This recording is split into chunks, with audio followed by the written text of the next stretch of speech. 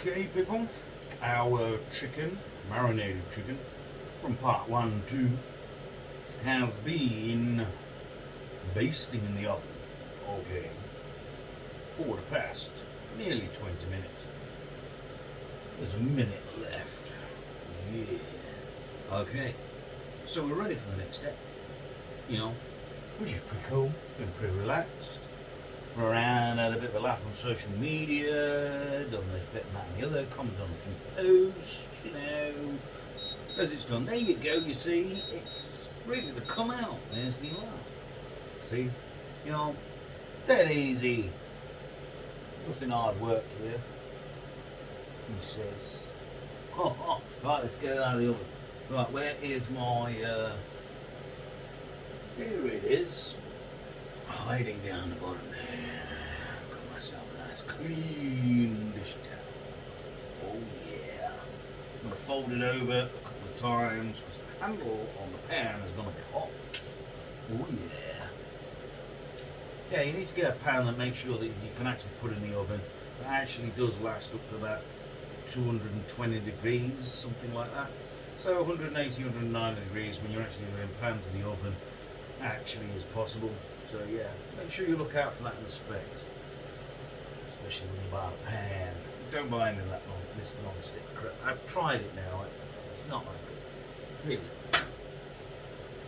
Oh yes. Oh, the smell. The aromas coming off that is just incredible. Look at that. Oh yeah. It's doing good, man. Everything roasted, it's blending together. We'll give it a stir. Turn the downside to the upside. Got a lovely, lovely set of juices there. It's moist. Oh yes. Now here comes the magic. Okay, I've eaten half the tomatoes on the side, so I'm gonna have to put that. Some more, like these. Now then, oh look at that, they've all fell off the bloody branch. Seriously, Audis, come on. I'm sure violent, aggressive tendencies to pack things on a shelf. Anyway, seeing as we can't put them on, keep them on the vine or whatever, we're going to slap them in there. That one and that one. Oh dear, that one fell away. Put those there. That should be all. Alright. So we got that. We're going to get some mushrooms. Don't bother chopping them. It's dead easy, man. Take a few mushrooms. Yeah, just to see this is a dish where you can pick up some small ones actually. Give them a rinse.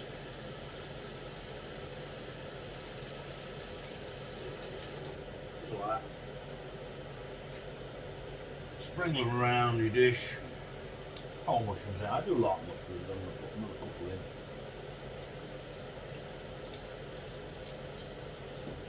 in. A few mushrooms just around the ditto. You didn't see this, right? You didn't see this. No. Weren't me. I don't know what you're talking about. We're going to cover that back over with that bit tin foil. Secured on the handle, remember? That's going back to the oven. But at this time, we're going to put in our flatbread. We're going to make a flatbread. Take about 3 to 5 minutes. Because I've got them frozen. Obviously, change the timing if they ain't frozen. But,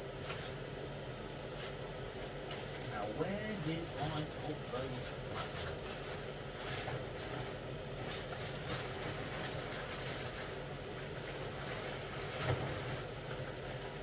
There they are. we only need one. We're not super fat bastards. See that? Nice bit of thick Mediterranean flatbread. Put that top shelf in the oven. 3 to 5 minutes from frozen. It's about 2 to 3 minutes, not frozen. So 3 to 5 minutes frozen. That's generally what you need. Let's get rid of the packet and the stalks. It didn't hold the tomatoes on very well. Anyway. Yeah, I know. What do you say? In the meantime, while that is processing, what we're going to do is going to chop up a little bit of cucumber, gherkin maybe, if you want it, you know, a little bit of fresh, crispy, salady stuff, okay? So we've got the plate ready. Yeah. Got a bit of cucumber. The end is shriveled up a little bit. So we should chop that end piece off. Disappear. We don't want your little bit of cucumber. How's that? Oh yes. Do we have any other salady components? You could do a bit of raw onion actually, which I think I'm going to do. Just to give a bit of tangy crunchiness. I've got an onion from last night. Actually yesterday's lunchtime I made myself a cheese and onion sandwich, I believe. So, and yes, that's still in the plastic. Chop it either end, keep it in the plastic. And just take the plastic off a bit, chop off, I'm ready to use. So, off with either side, off with the skin and the first layer. Okay, so how am I going to chop this? Should I chop it into half rings? Yes, I'm going to chop it into half rings. Actually, no, I'm going to chop it in quarter rings. So I'm going to cut it that way. And then I'm going to go down. That just sounds so rude. Go down on the onion in this direction.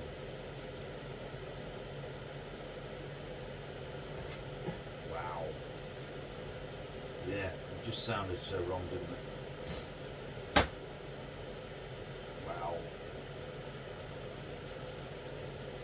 There's the plastic. Plastic's off. Let's give it a quick rinse. Oh yes, baby. Now how am I going to cut this? How should I cut it? Should I cut it in slices into 2 pieces? Or should I cut it long ways? I'm going to cut it that way, and then I'm going to turn it 90 degrees, and I'm going to chop it that way. Now you can use one of them fancy, you know, what do you call them, the bobby things? Them plastic slicery things where it up and down and slicing away. You could use that. But yeah, I just want a bit of crispy salad to go with the roasted veggie bits, you know. Some freshiness, a little bit of freshiness. I'm going to run that over with a tad bit of balsamic vinegar. Well, the balsamic vinegar, I mean, there's this one that I get from Aldi's. It's actually not bad. It's kind of a already made marinated kind of balsamic vinegar. Salad dressing type balsamic vinegar from Aldi's.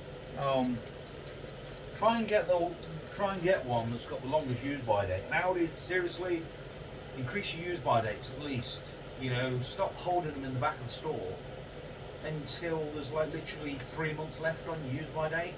Because I'm not going to buy it on that. You know, I need more, longer, especially on a jar like this. You know, single person, not family, can't eat it that quick. You know, fucking increase your use by date, for fuck's sake. Pardon the French, I do apologise. So I'm going to drizzle very carefully. Don't go gushing it out, but you just want this slight drizzle, little tiny drips over your fresh salad. Now my little crispiness of a salad is now done, prepped on the dish. Okay, I'm going to wipe the bottle clean for any drips that come down there, so it's not goes gunky next time you use your bottle of balsamic vinegar. Always do make sure that you shake it. You know, if you leave it a while, the balsamic vinegar tends to like to separate, so give it a good shake. Ooh, see that motion?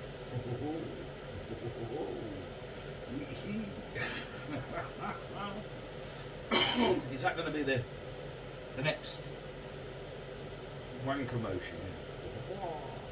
You are a wanker. Wanker. Wanker. You never know. Social media is one of these strange things. Oh yes.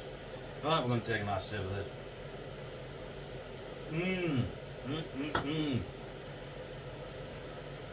Now we are ahead of time actually. We've got about 3 minutes left. Okay, before I play it up now. So where's the time you actually killing the video? And then coming back just to do the final thing. So you might as well stick with me for the past 3 minutes. You know. Don't know what we're going to talk about. Food. That's what we're talking about. Actually, I want to steal a bit. There's a little bit of balsamic vinegar on it. Oh yes. Sweet, tangy, watery, crunchy cucumber. 5 great things about a crunchy bit of salad at the side of your plate. Damn, you know? I mean, seriously, who the hell eats a mushy salad? You know, you see a lot of these people that sort of blend it and whatever, you know, just sometimes goes too mushy, you know?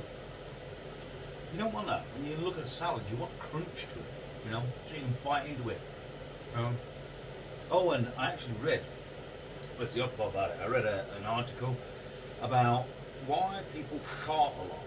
Okay, it's generally down to the fact that they don't chew their food enough. Now, some foods, like couscous, beans particularly, peas, that sort of thing, it's difficult to actually chew them, you know? So, effectively, you tend to swallow them barely chewed, hence the reason why you fart a lot, you know? So, in effect, that's why beans make you fart. Because you haven't chewed them enough in your mouth before you've swallowed them. Why? That's it. I stuttered then. I mean, the Note 20 Ultra is what we're recording on here. I don't know whether they're recording it. I stuttered.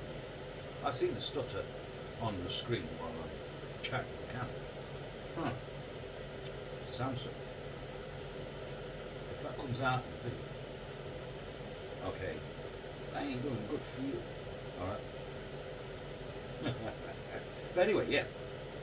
So, if you don't chew your food properly, you tend to fart a lot. You know? Because your stomach's having to work twice as hard to digest the food, which is one of the reasons why you fart a lot. You know? So, the idea is chew your food more. Just saying. It's a good tip for all you heavy farters out there. And if you're in a relationship with a woman and you're stinking her out with your farts, chew your food a few seconds more before you swallow. You might find it helps, and she might not kick you out of bed and shove you on the sofa or the spare bedroom. Just a thought, you know. But yeah, scientifically they say this is somewhat, although scientificness is not necessarily always fact. So, there's our 3 minutes. We are ready to serve. Enough of my farting, back to food. Let's kill the alarm. Oh yes, let's get out our gorgeous, gorgeous pan there. I'm going to leave the pan on it. Oof, that was a warm bread. So we've got our Mediterranean pita bread on the dish. I'm going to turn the oven off so don't forget. Lift that, look at that. They've sweated lovely. They're still crunchy, but they're roasted and they're sweated. The aromas are coming off them beautiful. Now what we're going to do is we're going to serve them up on the plate. So I'm going to get myself another spoon of salts. Make sure you don't touch the hot handle. See, look at them tomatoes. You see the sweat. See the sweat on them tomatoes. Gorgeous. Gorgeous, gorgeous, gorgeous. I'm just going to grab those in our spoon. Go on, get on there. Stop playing around. Doesn't matter if you get a bit of sauce on the spoon or whatever you take with the tomatoes. It doesn't matter. Look at that. See the roasting on that tomato there. It's just starting to split. The skin is starting to split. You don't want to over roast a tomato. You know, then it just starts to mush. Oh, that's a bit warm. We'll put the mushrooms on the other side. So we've got tomatoes on one side, we've got the mushrooms on the other side. You see it steaming away there. Right, and let's take our chicken and onion marinade. Look at that beautiful gorgeousness there. No, you haven't got no sauce with this because it's not a wet dish, you know, not like a bolognese or anything like that. So what we just want is we want some of those onions and that chicken on top of that Mediterranean bread on top of there. Grab a few of those onions. Dish that on top like that. Oh, look at that, see, I dropped that in there. This is a point where you probably take a towel and you around the plate, but, you know, this is my dinner. It's not a chef's dinner. Sorry, it's not a, what would you call it, a whatnot. But I turn it that way so that the handle, instead of sticking out here, is that way. That way I know it's hot. Okay. I can come back to it later. But that is it. And there we have the gorgeous crispiness, roasted tomatoes, roasted mushrooms, marinated, spicy chicken on a Mediterranean flatbed, and our crispy salad with balsamic vinegar. Now I'm going to go and tuck into this and eat this. So you take it easy. Now you know how it's done. From hob to oven, hand to oven, and all that. Be safe.